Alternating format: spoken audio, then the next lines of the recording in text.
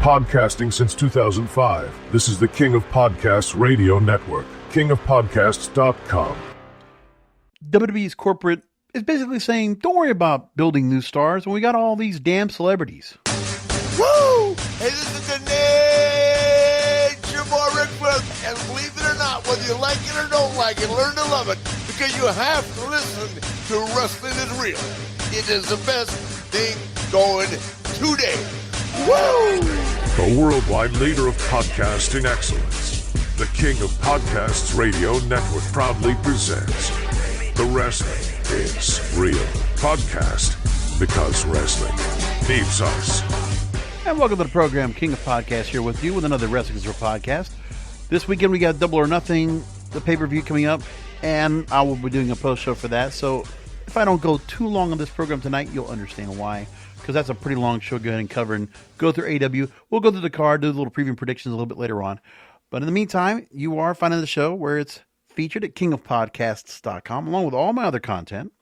You can find all past episodes of the content there. Click through, find out where you can find the shows, all that good stuff. Of course, all my programming is available on Apple Podcasts, Spotify, iHeartRadio, YouTube Music, Amazon Music, among other places. And here's the thing. So I've been talking about the roster itself and what they're missing out on in terms of the developmental system. And we've been talking about that. You know, the hierarchy or no hierarchy, the purgatory of developmental. Whether it's sending Trick Williams over to TNA to go after or actually bringing TNA World Heavyweight Champion Joe Henry in and letting Joe Henry get over on Trick Williams on NXT Tuesday night to signal that Joe Henry is going to drop the TNA World Heavyweight title to Trick Williams. The writing's on the wall. And you know what? This company is not afraid to go ahead and be predictable and just signal it to you very clearly. So NXT Battleground, you'll probably see a new World Heavyweight Champion. But meanwhile, NXT, which was scheduled to go and be running, the WWE was going to be running a residency, basically, a 4-day run in Tampa at the Yuengling Center, the former Sun Dome of the University of South Florida, because NXT couldn't get enough tickets sold, 1,700, because, Tampa right there, there's not enough people from the Performance Center that are willing to go and make the, 50-minute drive, 40-minute drive, 40 miles, 50-minute drive down I-4 to 275 to Tampa to go to the Yuengling Center. They don't want to do that. Sold 1,700 tickets before we get to that. So you got Battleground coming up. They have that taken care of.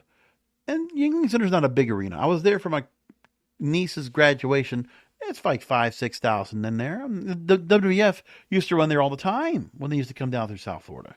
Back in the 80s anyway. And now we're at the point where they had to go and let that Tuesday night show not happen. They're going to go back to Performance Center because they couldn't fill the arena for the Tuesday night, the Tuesday night program. Yeah, there's that. So don't say that, NXT is doing wonderfully and great. Yeah, they're getting the audience because they're getting getting main eventers that are coming in, main roster players that are coming in to go ahead and work on that show. And, it is network television, which gives you a bigger audience. But getting 700,000 viewers or 600,000 viewers on network TV is nothing to brag about. It's still not pulling on a million because if any show's going on right there, listen, you're on CW. And CW is just happy to get some audience right now at all. They are so down the totem pole anyway. That's not even close to what the network was back in the day.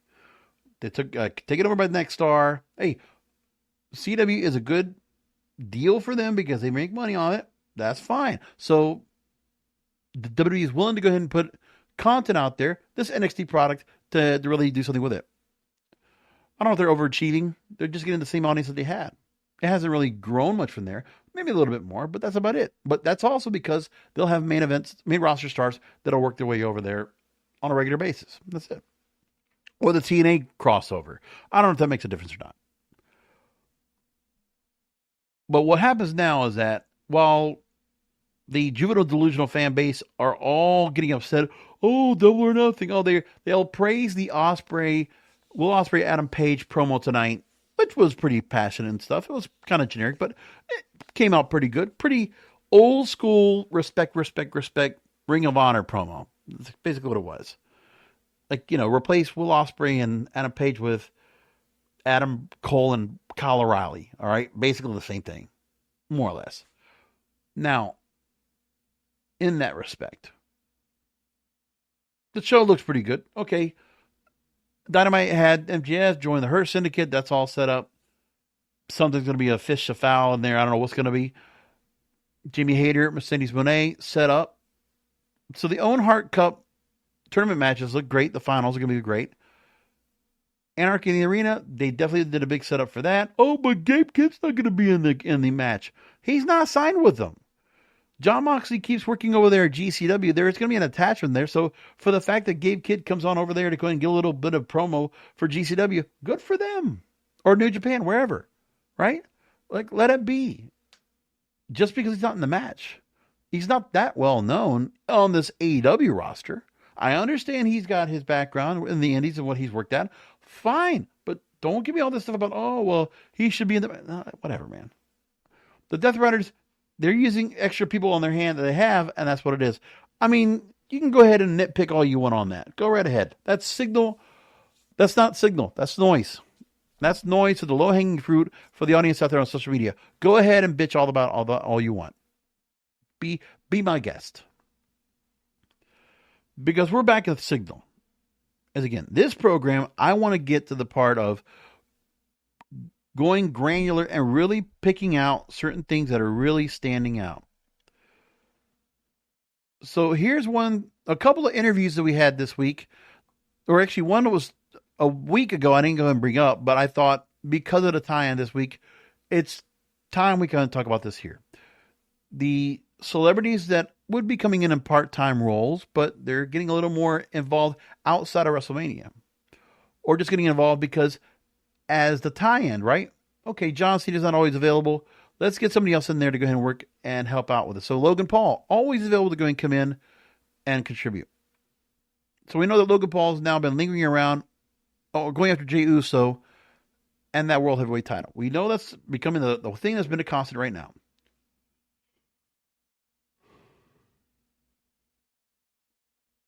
So with that said, it's just the same way as Gunther having Pat McAfee off for a one-off in a match so that Gunther could get a win back. Like, you had Gunther lose at WrestleMania, lose the World Heavyweight title, and now let's go ahead and get Gunther's heat back by taking out Pat McAfee.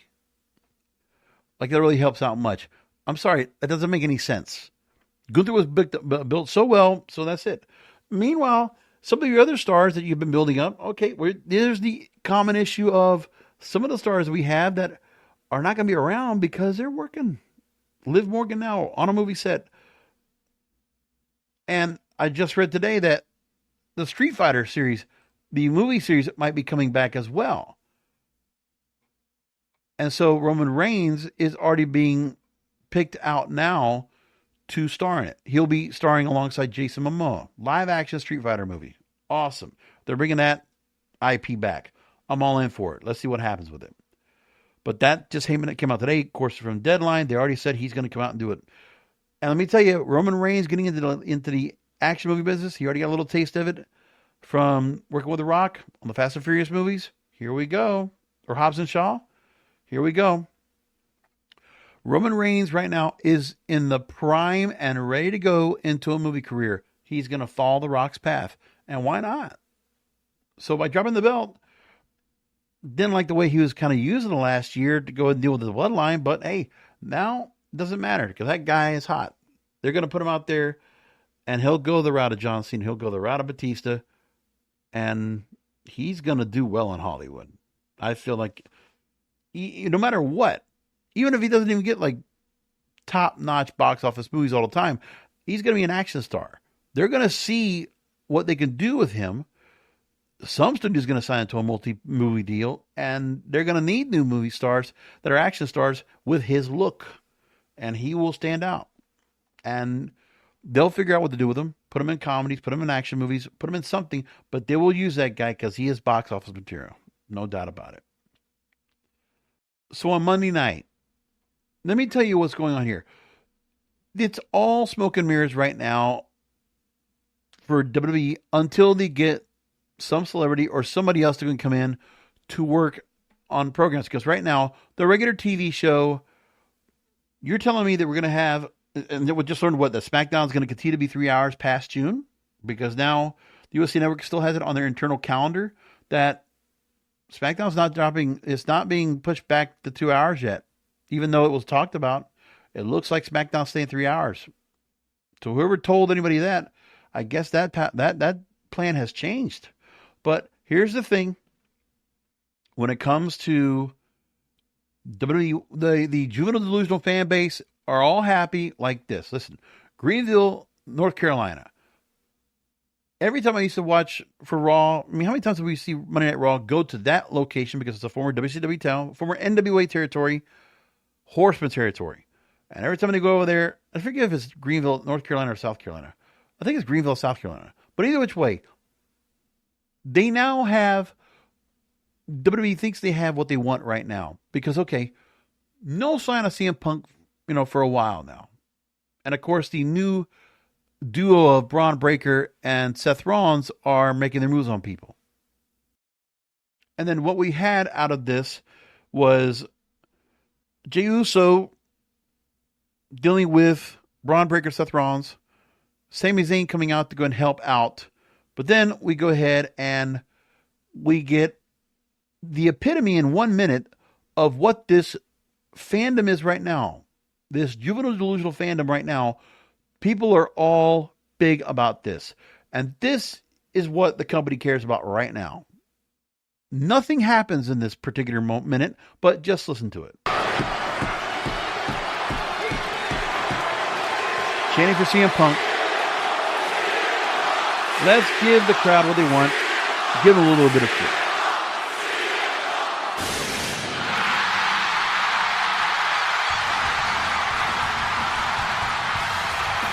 And he's not alone!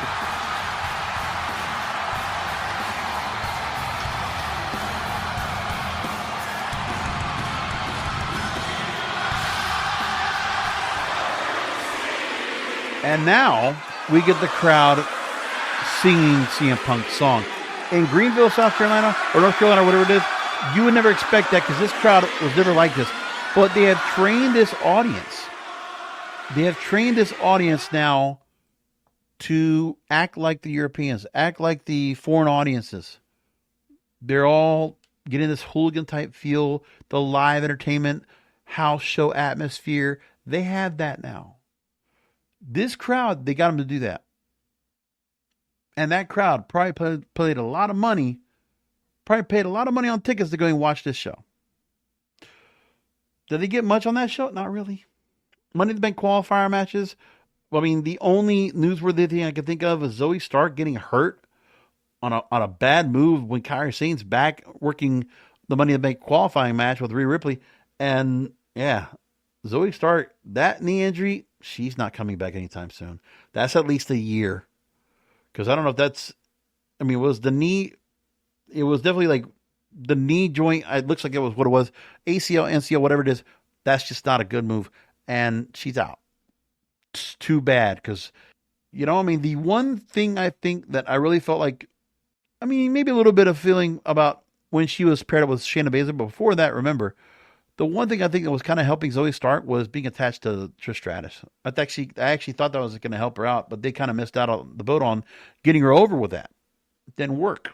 But regardless, that is the epitome of what the WWE house show loop is. And people are happy about it. And we get those Twitch streamers all over the place going, yay! And they're going to like it.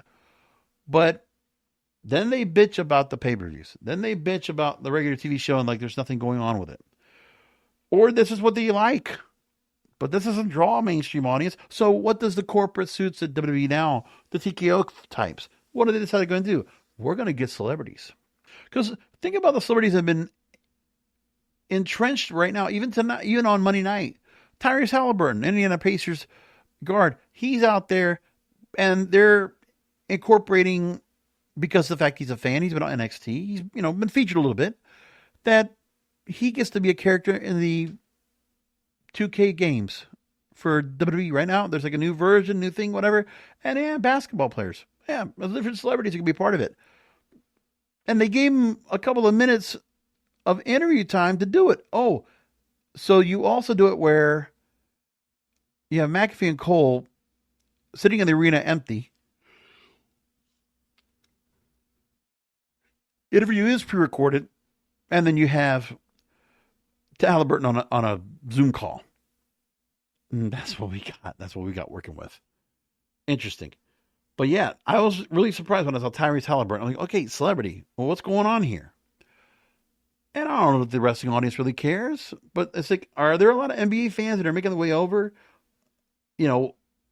flipping before they watch the Eastern Conference Finals of the NBA to watch Tyrese Halliburton over on Raw? No.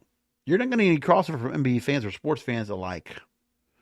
Pat McAfee, because of his show, and he integrates so much wrestling.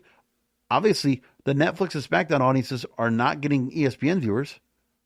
Not getting fans of the podcast of Pat McAfee to come on over. That's not making much of a difference, not much of a dent. Travis Scott being a part of WrestleMania, I'm sorry. I mean, his album didn't make much of a difference after the fact. It was like, you put that out there so late. And of course, Cardi B going to be hosting SummerSlam coming up for 2 nights. Well, how's that going to work out? She hasn't put out an album in years. Oh, she gets invited to the Met Gala. She's got other things going on. But like, seriously, some of the celebrities that bring on, it's just that there's going to be some virality they hope they get from it. Sexy Red, every time they brought her out there. There's just some people that just bring out, and I don't think it makes much of a dent, but it's like, oh, maybe they're getting a little bit of virality because of who they're bringing on.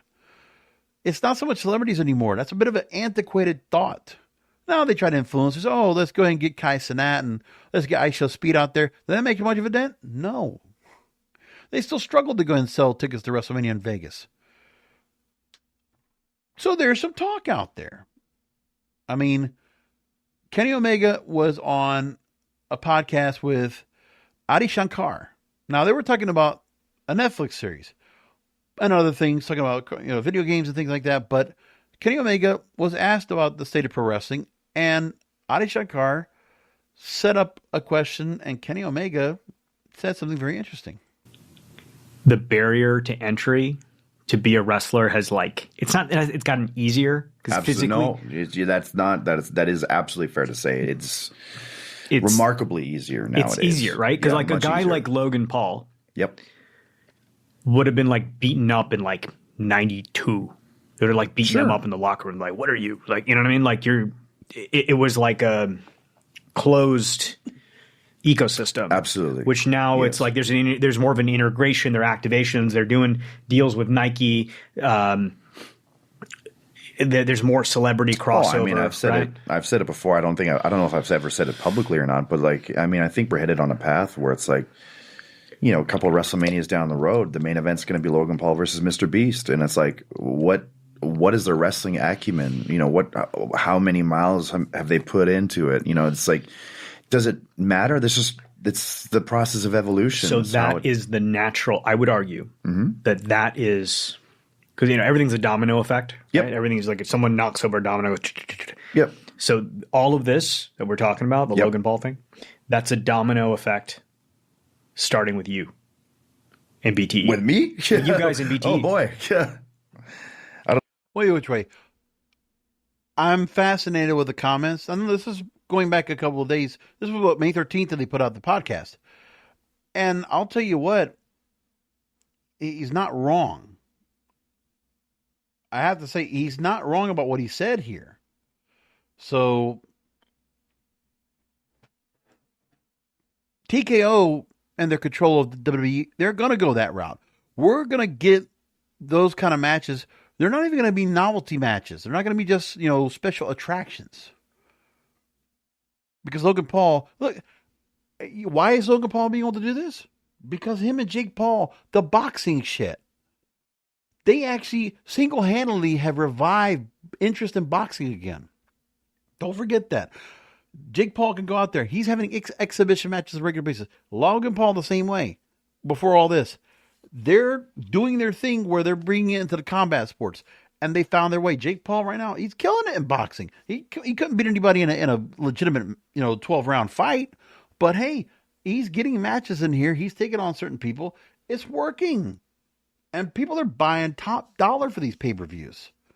Like, we can't get Tyson Fury and, Canelo Alvarez to keep fighting every week out there. It's like, hey, they don't have it much anymore.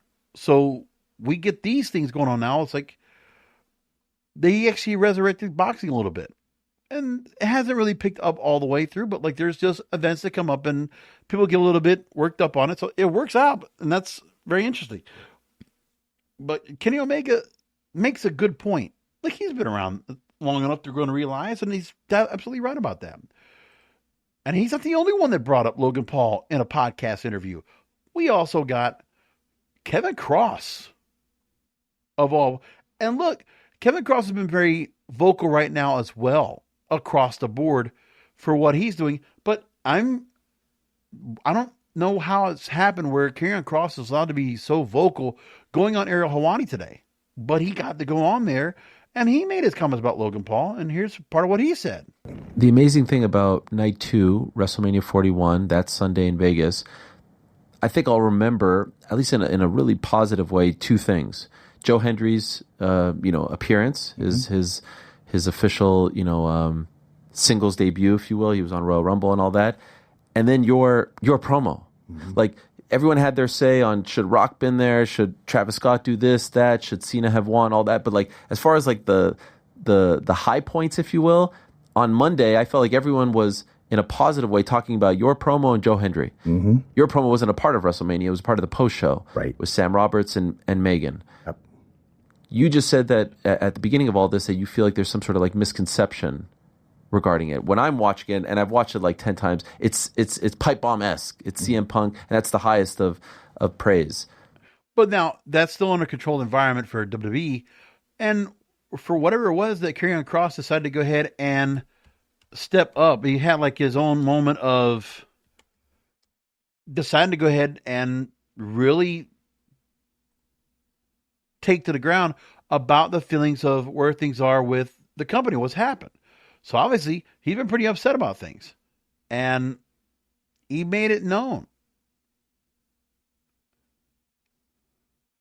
So let's go and play back real quick what he said to Sam Roberts and I forget Megan's name. But either way, here's the pipe bomb promo, which I didn't think he said too much that was, while it was WWE programming, that he came off too much. But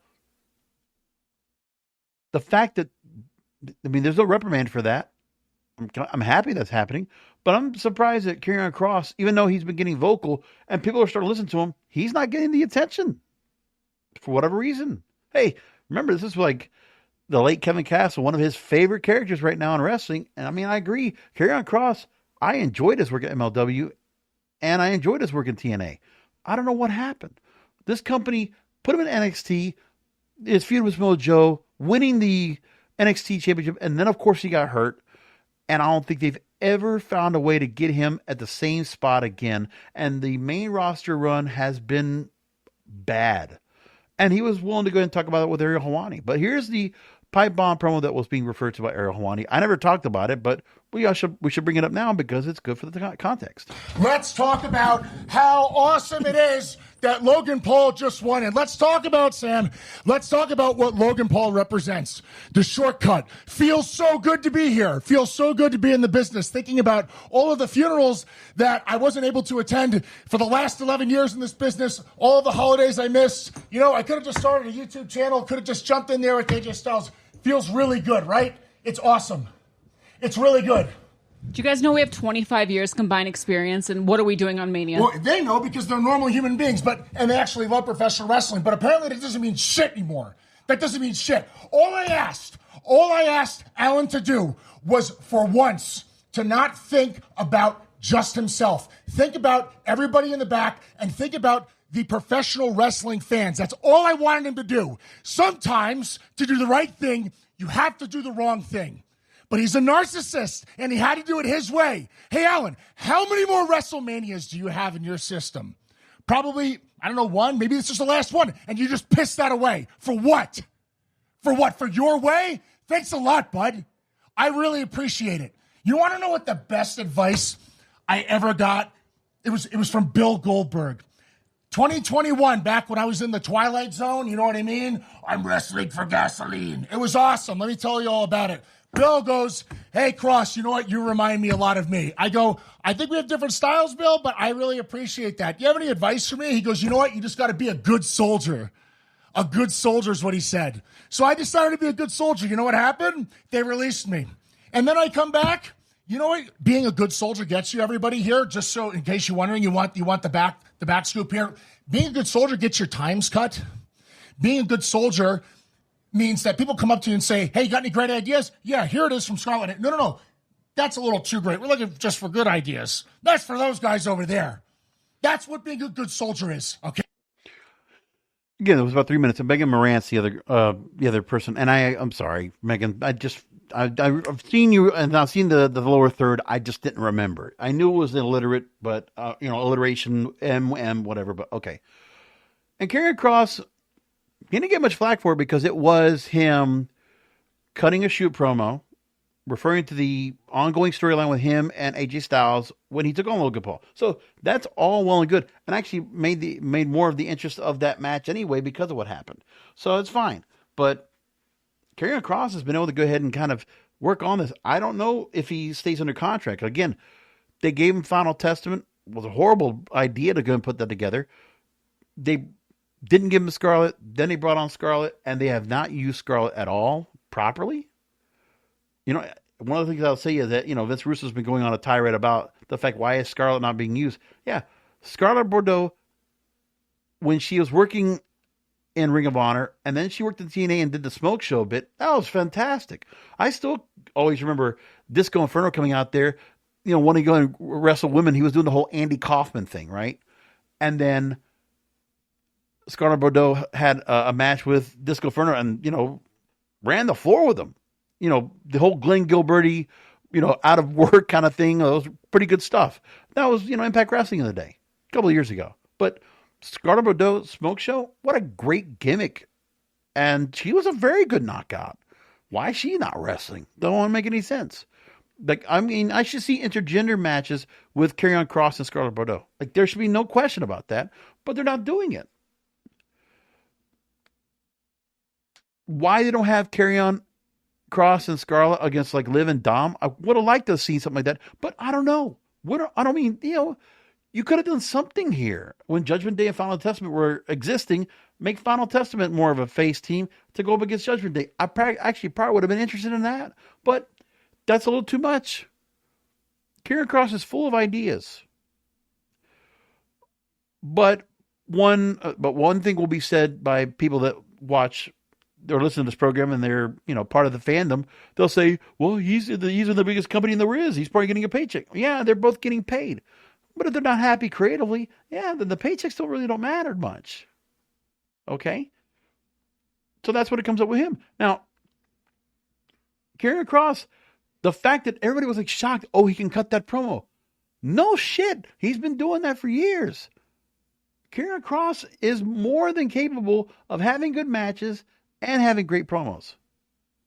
I just wanted somebody to give him a spotlight to go.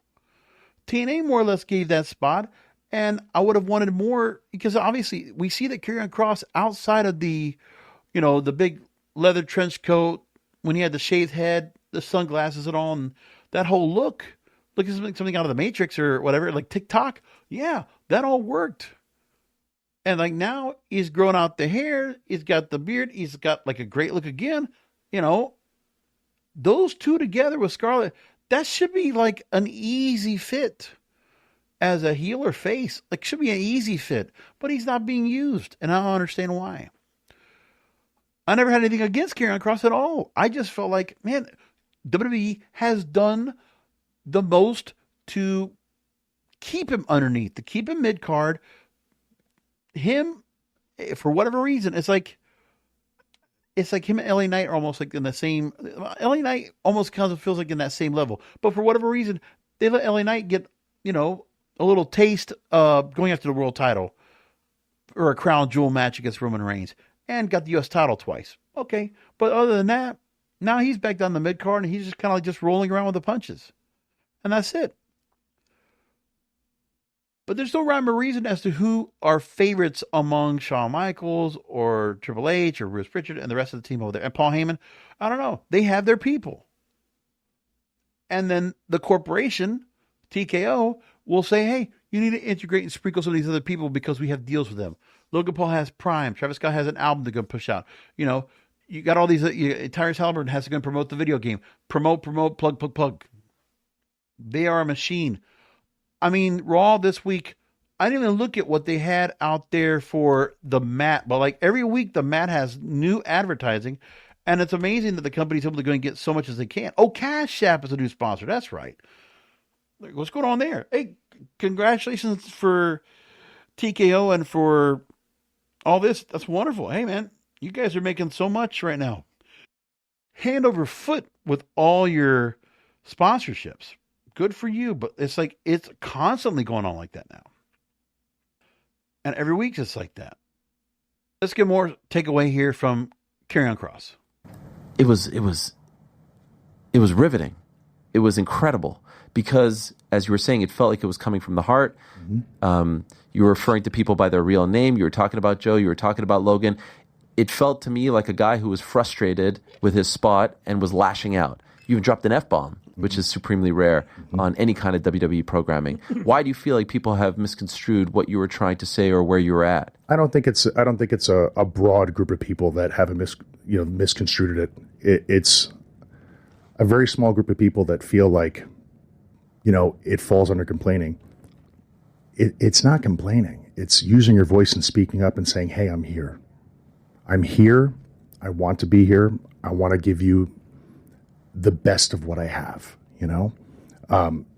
in general, I got a standing ovation when I won't drop names. I got a standing ovation when I saw everybody the following day. Wow. Which felt awesome. And I had no idea that was going to resonate the way it did with people. A few people even came to me in tears, saying, thank you for saying what you said. I was just being honest. I had an open criteria that day. And I told them, I said, people are going to watch this. I have something to say.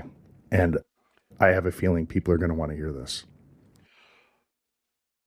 It's pretty apparent that the company doesn't have a locker room leader. I mean, it could be Roman Reigns. You could say a CM Punk.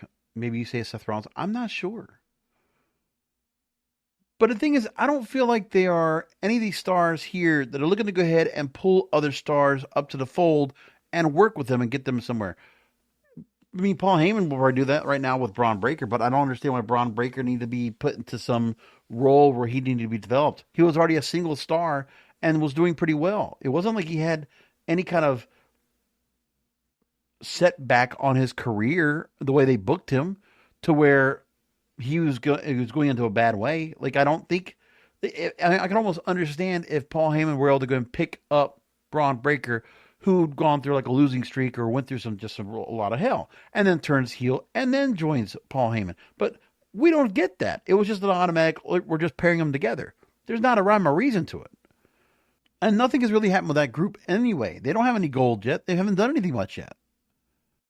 So they have stars they could be working with right now and doing something with. Like, okay, we can see Roxanne Perez now joining Judgment Day. We see where they're doing with that. Okay, so Liv is gone for a while. Roxanne Perez now fills the Liv Morgan role. Let's see if she wins a women's title or something like that. And then Liv Morgan and Roxanne will go after each other. And Dom and Roxanne will have some kind of tete-a-tete before Liv comes back. And then here it goes. Liv is the new Rhea. I don't know. But this is the purpose of keeping the Judgment Day? Like, I don't think Roxanne Perez needed the Judgment Day. And for whatever this crowd is, Roxanne Perez, man, worked with Booker T in Reality Wrestling. Ring of Honor. She's a women's champion over there. Killing it. And whenever I saw her in other matches, Roxy was doing great. What a great role. What a great, amazing babyface. And they prefer to keep Roxanne Perez a heel. Because I don't know why because she's Latina. But they prefer to go that route for whatever reason. The dark hair, Latina, what are the looks and that? You know, the talk. Oh, she's gonna be better as a heel. it's just some kind of, I don't know, like a stereotype or just being typecast or something. I don't know. But Roxanne Perez was already becoming an established star. Listen, put her in the knockouts division of TNA, put her in, in AEW or wherever else. I think she would do pretty well.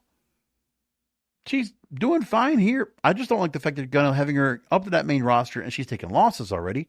And now she gets attached to Judgment Day. She's going to be lost in translation there. I don't know what they're trying to do. But obviously this company's more concerned about let's get Julia over on SmackDown to no fanfare. Stephanie Vaquer, okay, yes, she's good looking. Oh, I saw a picture of her when she's 16 years old because Saraya put up a thread on X saying, hey, let's see what you look like when you first got in the business. So, yeah, Stephanie Vaquer, yes, nice ass, nice body, wonderful. Nothing against her. Yes, she's a good wrestler. The language barrier might be a little bit tough for the English audience to go and gather, but either which way, yeah, she's got a good look to her. But does she really resonate with that audience? Look at what you've done with Penta and Rey Fenix. They are afterthoughts right now. Afterthoughts. It's like a quicker work of demeaning and degrading down the level of popularity that they had. Look at Shinsuke Nakamura. He's a shadow of his former self. Andrade, do we even see him around anymore? My thing is okay, so what? So it doesn't matter what they're doing on the main roster. Oh, but they're going to go and work in AAA. Oh, because the WWE's attachment, we're going to get them to work in AAA without the Grande Americano. No, I'm not getting me wrong. Listen, I think that there's a number of stars that should be getting vocal and should be really getting something behind here. I'll tell you this. I don't think the El Grande Americano idea could have just come overnight. I don't think that the creative team all of a sudden said, and Chad Gable, hey, you need to go and do this Lucha Ward gimmick. I think he probably came up with it himself. I wouldn't be surprised if Chad Gable is very integral in putting this storyline together of El Grande Americano and running with it. And good on him, because the whole American Made thing, that thing doesn't really make much of a difference. I prefer that he keeps up the gimmick right now with the mask, personally. Because it is one of those novelty acts. It works. And he's getting over with it. Both ways he's getting over. He's already gotten over to Chad Gable, the trainer of the Alpha Academy, because he did get over in that role. How many more times does Chad Gable need to go and keep getting over? Why is Chad Gable not going after a world title? That's the other thing. Why don't we have him going up against Jey Uso? Why are we going with, Logan Paul? Fine, okay, but why don't we go ahead and try to see if Chad Gable and get the whole El Grande Americano deal up, because it's obviously doing something. It's making some traction. Move that up to the main event. Why not? What else do you have? Are we going to just rehash CM Punk, Drew McIntyre, Seth Rollins, same thing over and over? Sami Zayn? Are we going to just keep doing that? Because that's all they're doing. More with Karrion Kross. So I said it. You said you got a lot of love. Did you get any heat? Sort of. Sort of. Yeah, not everybody was thrilled about that. Did you hear from Logan? No. Because I feel like if there was one person that you were kind of critiquing, it was him, that he doesn't deserve the spot. I'll say this. I don't have a problem with Logan Paul. I think he's an amazing athlete, and I think he's doing really good work. And a lot of people will be pissed that I'm saying that. Now, Karrion Kross is absolutely right about this. And let me just make this point clear. So Ariel Helwani might be a little bit misled because of the fact that the way I looked at that promo that Karrion Kross did, he was staying in storyline and kind of staying in character, judging and belittling AJ Styles for allowing Logan Paul to go and get over like he did. That's the part here. But this part that he's being brought up to go and bring up Logan Paul. Now, Karrion Kross is speaking from the truth and genuinely is saying what I think a lot of fans really feel. Logan Paul's an anomaly. He figured out the business. He understands it. Put it like this.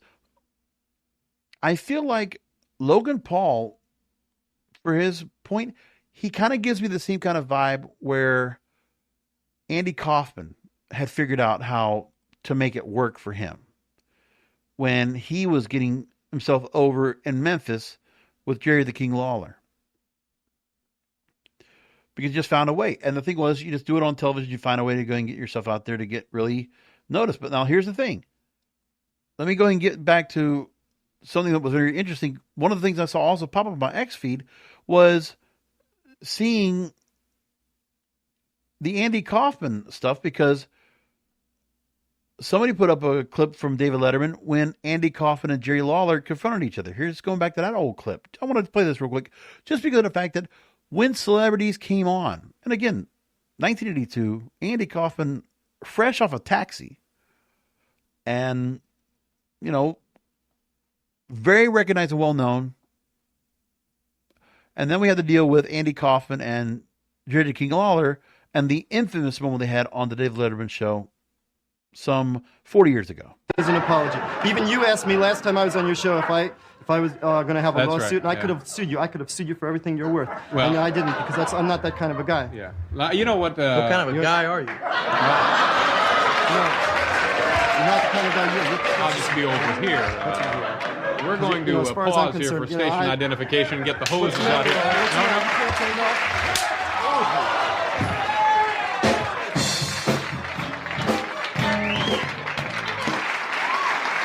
There's more to that, of course. But the thing was that Andy Kaufman embodies, I mean, it was a different character because he was the chicken shit heel, and his whole deal was going after women. But the thing was is that he figured out the whole psychology of wrestling. And he was able to do just enough to get himself over to go and wrestle. And he really didn't wrestle too much, but he knew how to go and sell. He knew how to put himself in a spot where he looked like, you know, he was getting beat up pretty good, and that guy could sell out arenas, man. He was doing it. And Logan Paul, in a different way, Logan Paul is a bit of a, he's not overly serious. He's a caricature. He's a celebrity. But he's in good shape, very good shape, and he has learned the wrestling business. He learned how to go and work the ropes and wanted to prove himself. Just like how we said about Bad Bunny, being such a fan and also just being able to go and learn how to go and do the business. We're seeing more of that now, but that also is very telling, the fact that Logan Paul could easily just come right in to the company and overnight become over and be able to work really well and become a top draw in the company.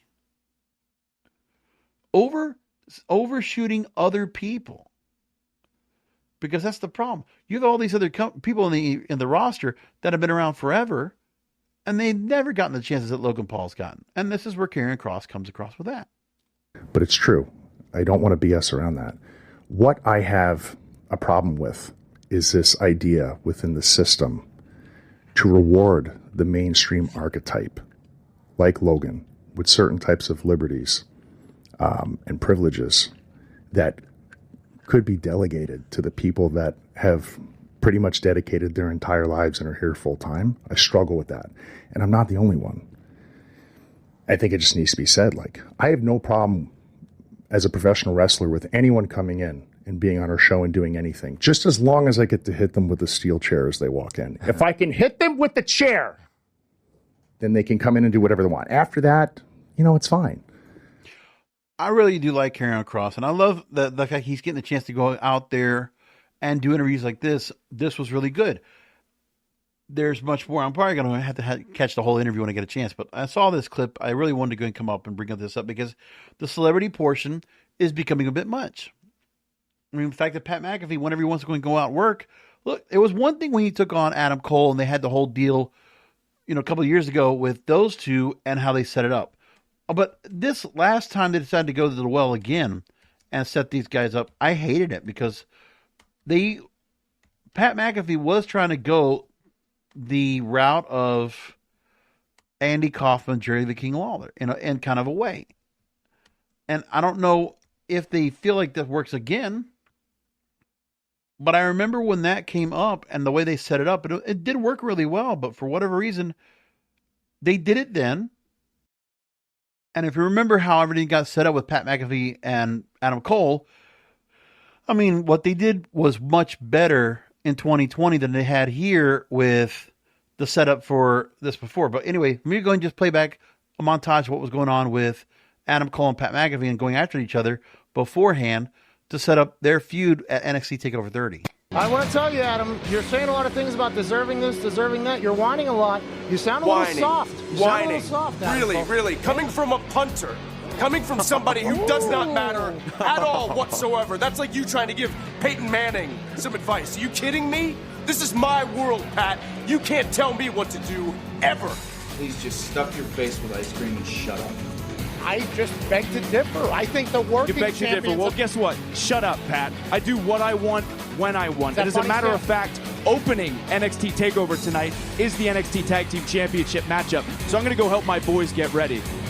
Now, the one difference was with Pat McAfee 5 years ago was in shape. He wasn't that much after getting out of football.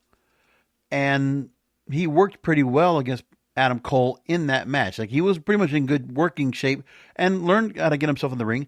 But then you see him 5 years later go up against Gunther. He's out of shape.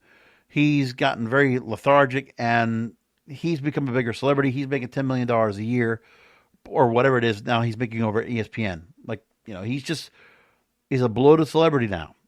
So it doesn't matter much more about him. Like, hey, he's got the College Game Day. He's got his weekly TV show. And he's good. There was daily TV show. He's good. So might have been a different hunger that he had at that time. But hey, Pat McAfee being brought up because, he's the celebrity now. And he's the on-call right there from ESPN to work on Monday Night Raw. That's the company using the celebrity when they would not want to have somebody else from the roster fill that role. And they're more willing to go and do that now more than ever. And you can just see that more often. It's a shame to go and see that, but the celebrity thing is real. And the problem is now is that the folks that are on that roster right now, on the main roster, that can't find the main event, they can't be vocal and push back on someone like a Vince McMahon who might have given somebody a chance. Right now, the current regime that's in the company handling creative, they only care about the stars they want to care about. So it doesn't matter about certain people, what they can say or do. They're not going to get over, not going to be allowed to get over. There's obviously a favoritism right now, almost a nepotism-like atmosphere as to who is allowed to be in that main event picture and who's not. Okay, I want to go and just take a quick run through and talk about AEW and Double or Nothing coming up this weekend. It'll be at the Desert Diamond Arena in Glendale, Arizona. The first Double or Nothing will be held outside of Las Vegas. Aside from the other COVID-era events, COVID-era events in 2020 and 2021, where they had to run it at Daly's Place in Jacksonville. So, Double or Nothing is going to be going up against NXT Battleground, which will be live streamed for the WWE on Peacock, same time as Double or Nothing. The thing is, there's not even like any kind of respect in that there either. It's like, okay, we're just going to go and just shit all over AEW because that's the company doing it. I mean, there would be some respect among wrestling promoters. Don't overstep. But this corporation, they don't care. They don't care if they're up against somebody else. Or if they do, they're just going to go ahead and just throw their weight around because they're the big 500-pound gorilla and they think they can do whatever they want. But I think at the end of the day, no one's going to care because AEW is going to get their audience anyway, and NXT will get their own audience. I mean, those shows used to go and run separately of each other.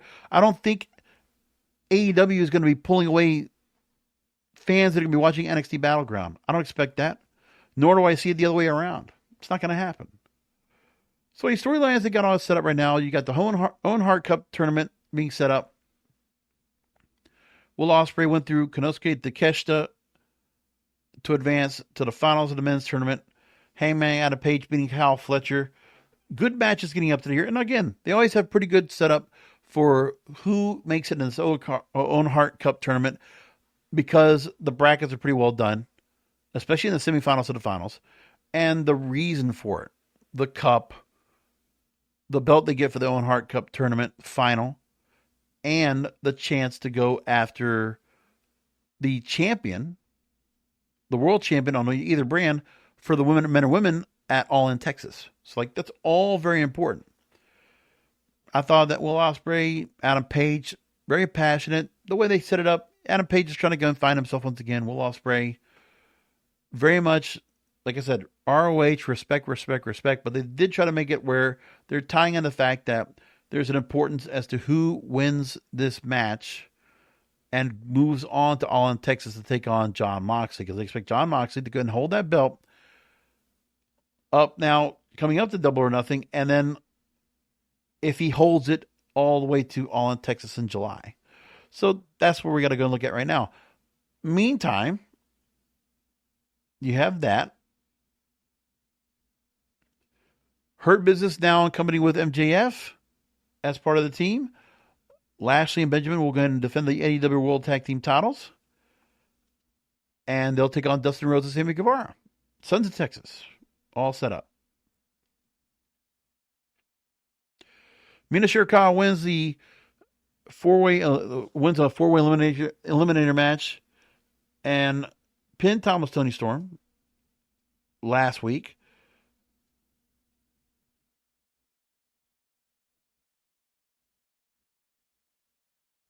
So now Tony Storm and Mina Shirakawa are set to go ahead and face each other at Double or Nothing for the AEW Women's World Championship. We got that all set up now. Among the other matches we'll have set up, it's FTR, who now they're company with Stokely Hathaway. They're going to take on Daniel Garcia and Nigel McGuinness, of all people. Interesting match for that. Mark Briscoe and Ricochet in a stretcher match. We get that set up. Kazuchika Okada and Speedball Mike Bailey for the AEW Continental Championship. So Okada's going to finally go and defend that belt. That should be good. Anarchy in the Arena match, which will not be the closing match. Hangman Adam Page and Will Ospreay will be with the Men's Owen Hart Foundation Cup Tournament Final. That will be the main event this week. So among the matches, we got Jamie Hayter, Mercedes Moné. I expect Mercedes Moné to win. Now I wonder if Mercedes Moné wins, we're going to get a consolidation of both titles, or it just goes with Jamie Hayter that's going to be able to just win it because Mercedes Moné will not lose the TBS title. I guess that's where they can go with that too. So maybe they go with Jamie Hayter, who will go up against Thomas Tony Storm. Maybe that's where they go with it, and they could do that route. So I won't be surprised if they do. I'll go with Jamie Hayter. Her Syndicate, again, with MVP. Going up against Sons of Texas. Her Syndicate will win. I have no doubt of that. I expect Thomas Tony Storm to continue to hold on to the AEW Women's World title, and she'll win over Mina Shirakawa. And people are complaining about the fact that what is it about Tony Storm, and she's going after just certain stars right now and just kind of running through the gamut right now of who she's taking on. Whether it was Megan Bayne last month who came and went, and now the same thing with Mina Shirakawa. I don't know. But I like that Mina Shirakawa's in there. You know, nice to look at. And good worker out there. I'll take Ricochet over Mark Briscoe. In the Anarchy in the Arena match, it's Kenny Omega, Swerve Strickland, Willow Nightingale, and the Ops. So, intergender for this match. Interesting. And they will have to take on the Death Riders, which is John Moxley, Claudio Castagnoli, Marina Shafir, and Wheeler Yuta, and the Young Bucks.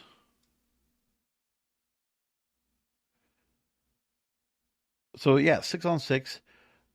Very interesting match they're going to set up for there. I expect Death Riders to win.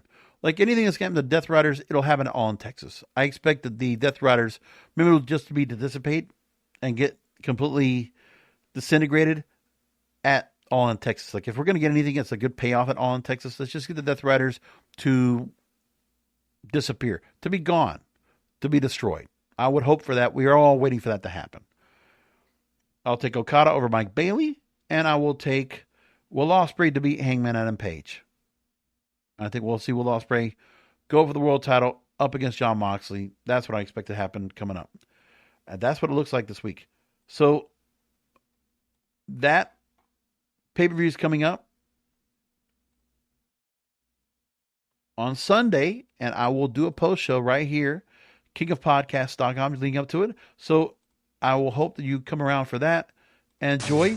If I get time to go and watch NXT Battleground, I'll probably watch it just to go and see what happens, at least with the Trick Williams-Joe Hendry match, and see if we do get a change there, because that'll be the most important match of that night. And we'll just leave it there. Thanks for listening to another Wrestling Observer podcast, because wrestling needs us.